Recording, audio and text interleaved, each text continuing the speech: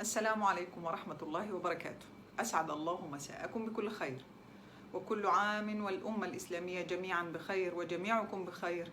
متعكم الله جميعا بالصحة والعافية، وأزاح عنا هذه الغمة، وأرجعنا يا رب إلى فضله ونعمته، وأزاح عنا بفضله ما نحن فيه. كنت قد قررت أن أتوقف عن فيديوهات شرح النحو خلال الشهر الكريم للتفرغ لقدسية هذا الشهر، ولكن طلب ابن عم لي أن أشرح له علامات الترقيم في المصحف، صلي قلي الجيم الميم، ما معنى كل واحدة من هذه، وبإذن الله سأشرحها إن شاء الله في فيديو قادم بإذن الله. ولكنه جزاه الله عني خيرا أوحى إلي بفكرة. منذ فترة وأنا أقرأ في بلاغة اللغة العربية في القرآن، وهو مجال ممتع ممتع ممتع إلى ما لا نهاية، وهو ربط اللغة العربية بالقرآن، وربط الإعراب بالقرآن، وفهم معنى القرآن. فقلت أستغل هذا الشهر الكريم ونأخذ بإذن الله يوميا فائدة لغوية من القرآن، بما أننا في شهر رمضان وفي شهر القرآن، فلنتدارس معا القرآن لتروا جانبا من جمال اللغة العربية لا يعرفه الكثيرون. كثير من الناس يكرهون اللغة العربية لأنها تعطى لهم على هيئة قواعد ونحو ودراسة وامتحانات، وهذا لم يروا الجانب الجميل الممتع من اللغة العربية. بإذن الله في كل يوم سأعرض لكم فائدة بإذن الله لتريكم بعضا من جمال اللغة العربية في القرآن. وما أجمل أن نربط النحو بالقرآن، وأن نربط البلاغة بالقرآن، وأن نربط مترادفات اللغة العربية بالقرآن. أريد أن أسألكم سؤالا: كم مدة بعثة سيدنا نوح؟ سيدنا نوح ما مدة رسالته؟ كثير من الناس يخطئون ويرون أن سيدنا نوح لبث في قومه 950 عاما، وطبعا هذا خطأ. يقول الله سبحانه وتعالى: فلبث فيهم 1000 سنة إلا 50 عاما. فلبث فيهم 1000 سنة إلا 50 عاما. طيب، انظروا معي جيدا. كثير من الناس في هذه الآية يخطئون ويقولون أن مدة بعثة سيدنا نوح 950 عاما، لأنه قال 1000 سنة إلا 50 عاما. حينما نحسبها يصبح المجموع 950 عاما. هذا خطأ. لما؟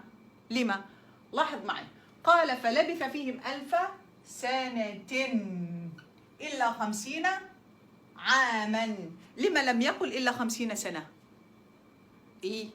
إذن ستتضح الإجابة حينما نعرف الفرق البسيط بين السنة والعام.